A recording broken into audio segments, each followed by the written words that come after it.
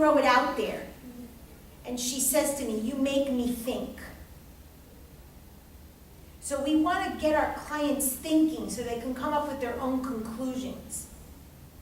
So now we have a theory. Remember, these are all hypotheses. We have a theory that she's angry because the mother-in-law treated her badly when her brother died. We have a theory that perhaps the client feels this way because it's reliving some of her own guilt when her mother was alive. That's how we start getting clients to get the erection, to think beyond just what's at face value. That's where we have to listen very, very carefully and remember what our clients told us, so when it's relevant, we can bring that piece forward. Okay? It's just like if your friend tells you a story, and 3 months later, she tells you another part of the story with the same guy and the same people, and you don't remember anything of what she told you. She's not going to have to repeat everything to you again. So as therapists, we're in the listening game.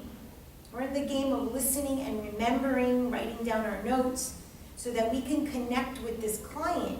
First of all, that's the way you build rapport, is that they listen. If every single time you came in here, you had to tell me about your mother and the thing, it's like 50 First Dates. You ever see that movie with Drew Barrymore and Adam Sandler in the morning?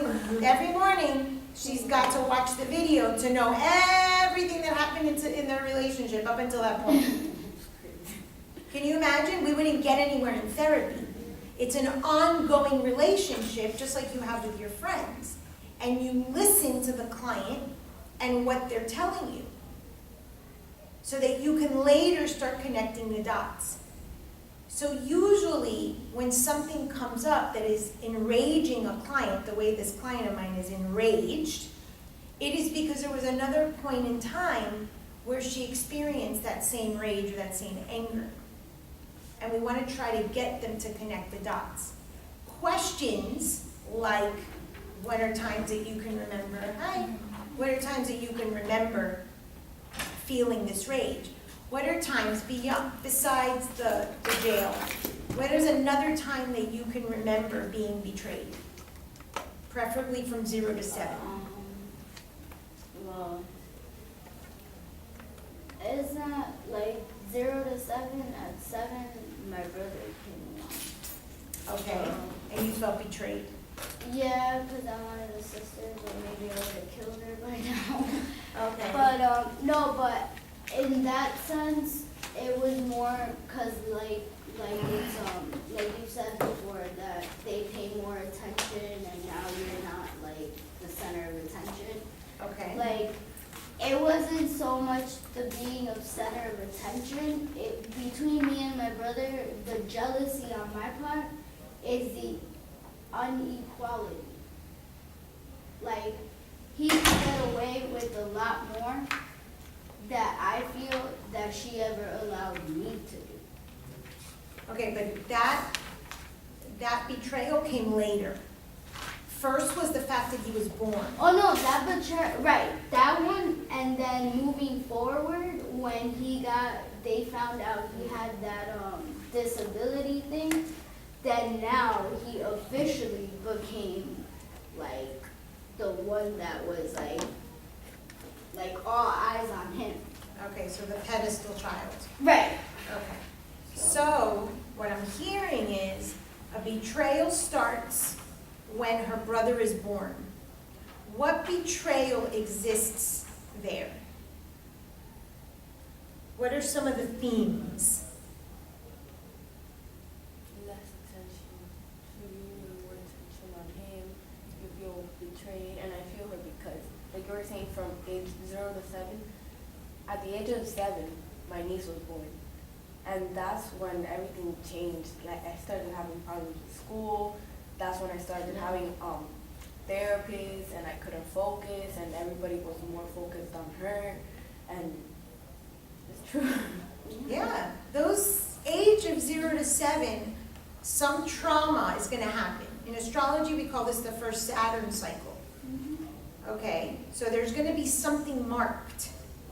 that is going to follow you, and that theme is going to follow you. So what you're doing with a client is you're backtracking to find out what that theme is.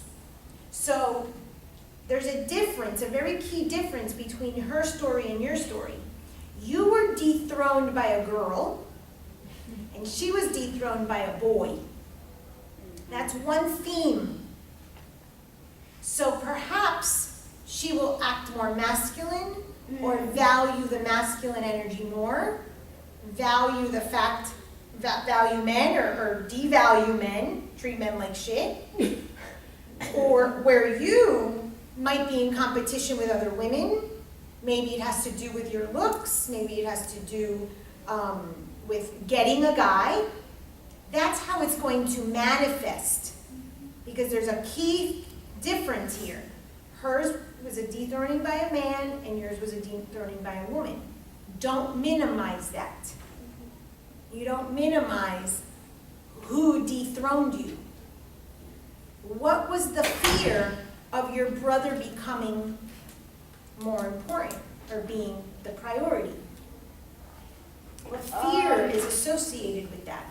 Well, the fear of no longer, like her competing with the niece, pretty much like that. That now all eyes were on him, so I had to do like something holy shit to have all eyes on Absolutely. me. And it can't be something small. No, of course not. 'Cause She's he's a got to dude. do some real big fucking up in order to get the attention. That's So why she's Mom- on the street, and she's dancing, and she's in jet. Nothing small for Paula. Because at the root, she has to compete with this guy, and she has to draw attention to herself in a very loud manner. What was your fear of being dethroned by your niece? You said something in class the other day when she was born. What did she become in the family? Like an obstacle. She became an obstacle to you. An obstacle for what?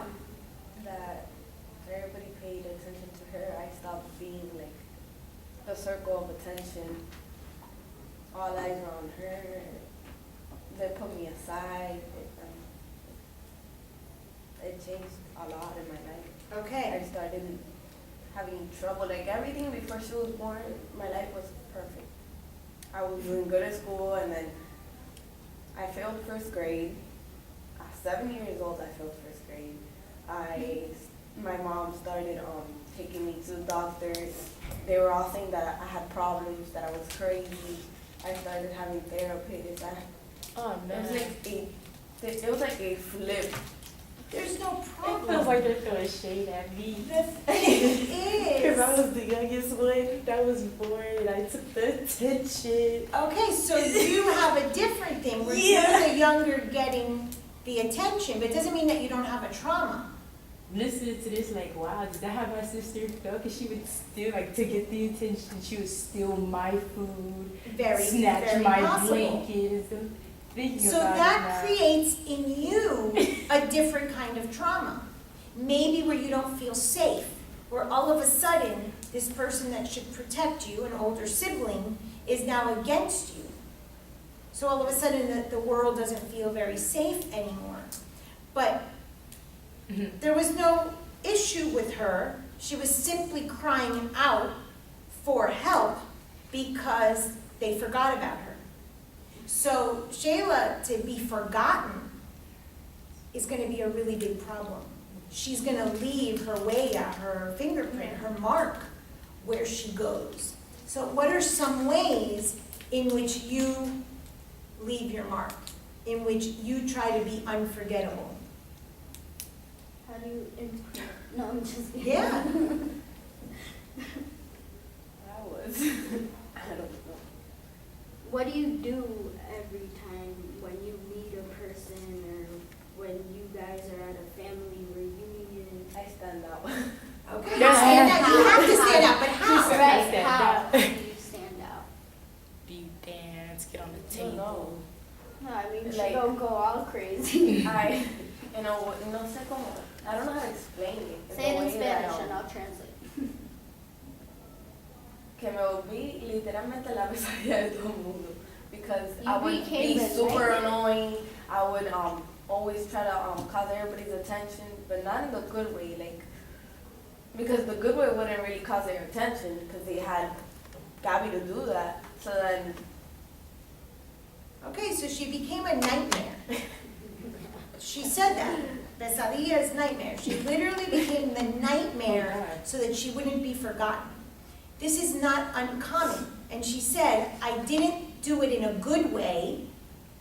And sometimes you have kids that become the goody two-shoes, that go the other extreme, and that's just as quote-unquote unhealthy and bad as becoming the nightmare in a negative way. Because what that child is saying is, I need to leave a mark, I need to be remembered, I need to be of worth here. So, that's part of the behavior that starts to develop. That person doesn't forget that at 7 or 8 years old, they continue doing it into their adult life. Everything okay? Yeah. They keep doing it into their adult life. So when a client comes to you and says, I'm having this nightmare problem with my kid, oh, okay. That means that there's a previous instance where that occurred.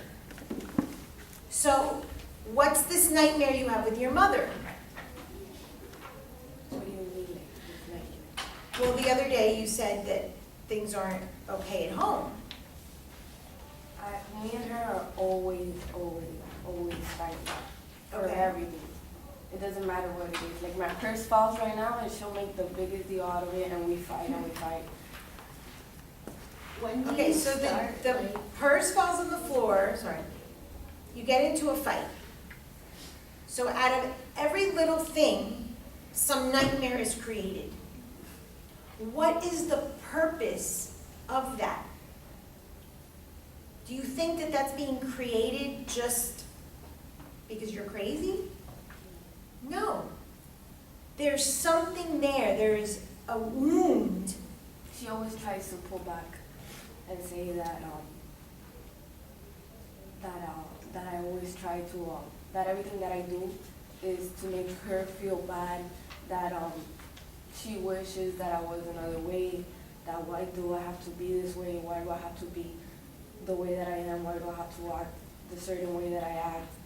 And she doesn't understand how much the way that she has been with me has affected me. She doesn't see it. She only thinks that she's only done good, that she buys me stuff, and that's not it. She's been absent in my life and she doesn't notice it. Just because you're there, it doesn't mean you're really there. So listen to what she's saying. She's been absent in my life. Something in this person is creating an absence. And unless I make noise, I'm not going to be seen. I'm not going to be heard. I'm not going to be noticed. That's what causes drama. Do you consider yourself dramatic? Do you consider yourself dramatic, or are you called dramatic? Yes, it's okay. absolutely. Because the learned behavior is, unless I'm dramatic, no one will hear me or see me or know that I exist. So you basically die if you're not dramatic. This is learned behavior because when you were dethroned by your niece, you said to yourself, something inside said, I better make myself known. I better be remembered. And damn if I'm going to be remembered. So now you've created that into a personality trait that you're a nightmare. You're not a nightmare. You're just asking, the little girl that lives inside of you is asking to be sort of remembered. Gabby can have her place, but so can Shayla. We aren't, I mean, some of us are, but we're not crazy. These are things that are happening because there's a reason. And our job as therapists is to go back to find out the reason why. Hopefully get to the origin. In my model, it's the moment of conception. But if the person can't remember or doesn't know anything about their story or doesn't know about their pregnancy, it's fine. They know about their 0 to 7. I'm not even cold right now and I'm shaking. Like, I don't know what this triggered, like, talking about this triggers inside of me that just, I don't know. And you're shaking. What does shaking have to do with? When do we shake? We went over this too. When do we shake? Usually it's when you're nervous. Yeah. It could be nervous or cold. Cold. We Yeah. shake when we're cold. She said she's not cold. Isn't that ironic? It doesn't matter that she's not cold. The fact is that something in her is giving her the sensation of being cold. What happens when babies are left in a crib and they're not given warmth? They start to cry. They could cry, they could die. Studies have shown, I think it was Romanian studies, that even though they gave the kids diaper change, they gave them food, they still died because they didn't get any warmth. They didn't get any body contact. So she starts to shake as we're talking about this. When your client mentions something like that, there's a reason. It's not insignificant. Just like the other day, she took out the inhaler. I don't know what we were talking about, and I said, that's a symbol. At that moment, whatever we were talking about triggered the fact that she needed a breath. Yeah. It must have connected the dots with her mother. But I'm shaking. I don't know why. Our job is to explore that with them. It could be because you don't have the warmth. So even though her mother is close, physically in the home, she says she feels that she's been absent. So for Shayla, trauma is associated with touch, with warmth, with feeling, not just you being there. You're a Gemini? Bless you. So she needs something more than just the presence of the person. She needs a connection. She needs something from this person. And she might act out until she gets that. But that's one of the reasons why she's shaking. But it's not ironic. It's the psyche. The bodily sensation when you are cold, when no one is warming you up, when no one is giving you affection, is to shiver. So she starts to shiver, and we're talking about her mother. Yeah. It adds up. Right, and those are the pieces that we're adding up in therapy. We're putting it together for the client. So just like I remembered that this client had this issue with her mother-in-law, and just like I remembered from years ago that she had told me I didn't do what my mother wanted before she died, and now her sister-in-law is saying that, I'm like, oh, could this be triggering something of your own guilt?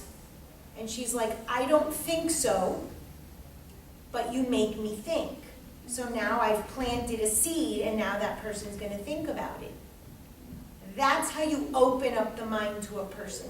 That's how people get more connected and deeper with the deeper meaning of what they're feeling. It's not just because this woman didn't leave her money that she's pissed. She doesn't need the money. She's fine.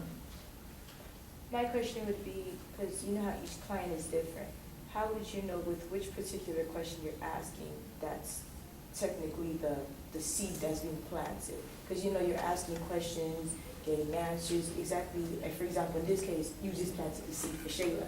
If you have another client, how would you know you're planting the seed with a particular question? Because let's say, for example, they're just overwhelmed or they're just emotional. So every time you discuss a topic, they start to cry. So you can't say, I'm planting several seeds. It's just they're overwhelmed by what's being said. First of all, you have to make a hypothesis about what's happening with your client. You're a researcher. Even though this is the Bachelor of Arts in Psychology is all research-based, right? Yeah. Everything that you do your papers on, you need APA style, you need research studies. Why? Because you're making a hypothesis about what is happening with this client. You're making an educated guess. Based on what they come in with, you as the educated therapist have to kind of guess, because you don't know for sure until you start asking questions and the session starts to unfold. You start making a hypothesis about what could be happening with the client. The questions that you ask are going to be guided by that hypothesis. That's why I always say, if you're going to ask a question, and we're going to do a mock in a minute, why are you asking the question? I want to know what is triggering that question.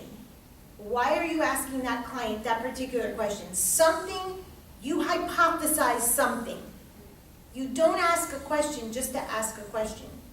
You have a hypothesis that is going to lead to a certain answer, or it's going to give you some more information about the case. So questions are what's going to determine. Now, in terms of planting seeds, that's you connecting the dots. Oh, I see this happening. I saw that happening. She told me something about her childhood. She told me something about her, an argument she had at work with her boss. And you start connecting the dots, then you give suggestions to the client. Have you thought that perhaps, like I said to this woman this morning, I'm like, oh, do you remember when you told me that you felt guilty because you put your mother in a nursing home? And maybe this is triggering? And she's like, I don't think so, but you made me think. We want to get our clients to think. We don't have the answers. They have the answers. We just probe and give suggestion and plant seeds to see if they come up or what they come up with. So we have a guiding hypothesis as to what is guiding the questioning, okay? So we know that both Shayla and Paula have been dethroned, one by a man, one by a woman, okay? So let's come up with a hypothesis. How do you expect Paula to act because she was dethroned by a man? How do you think that that would change her behavior? How do you think that that would account for certain behaviors? Again, it's a hypothesis. I have no clue. But if she's dethroned by a man, her brother, do you think that this would impact her behavior? And if so, how? Yes. Okay, me too. How? Going back to what you said earlier, she'll start to act masculine. It could be. It could be that she starts to act masculine because she learned that masculine is more valuable. So what question would you ask the client? You have a hypothesis. What question would you ask her? Question has to make sense to me, put thought into it. Could you guide me? Because I don't want to say the wrong thing. No, I want to hear what's coming out of your head, and then we'll go from there. This is a class, so look we're at learning. me. Look at me. I am looking And- at you. And Oh, not literally. from that, Mhm. you can kind of see the expression, the self-worth, and come up with a question. So what would you ask me after I've told you or you heard everything here? And also, Stacy, think about what information you want from the client. Do you need to know, has she had issues with men? Do you need to know, has she been the provider in her home, which has usually been a male role? Do you need to know, what do you need to know? What do you need to find out? Based off what you're saying, wouldn't I be asking stuff to see if she portraying that masculine role, for example, like you said, did you, are you the older sibling? Did you have to take care of your younger siblings? And if she would say yes, wouldn't that give someone of a narrow, Well, she already established that her brother was the center of attention. How would a young girl who's been dethroned by her brother, male, just a hypothesis, then we'll go to Shayla, who was dethroned by a female.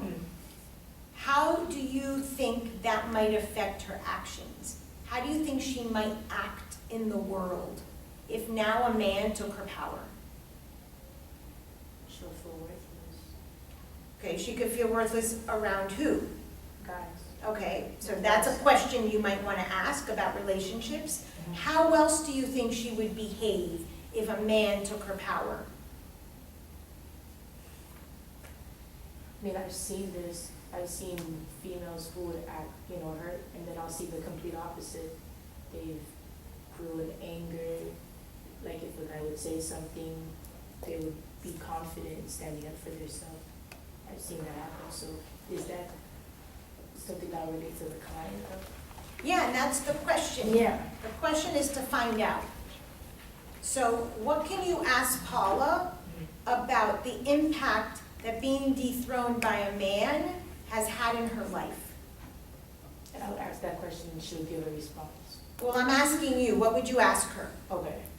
Ask her something to find out if our hypothesis is true. Do not be afraid.